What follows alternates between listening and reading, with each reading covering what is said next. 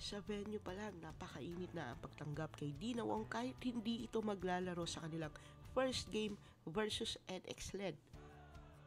Todo suporta siya ngayon para sa kanilang bagong setter na si Mars Alba.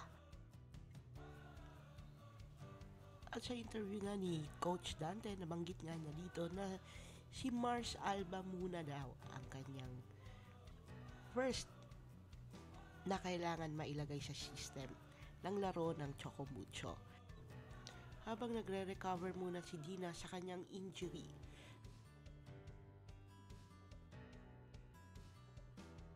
Grabe, ang ganda ng performance ngayon ng mga teammates ni Boss D, kaya inaantay nila ang healthy pagbabalik ni Dina sa loob ng court.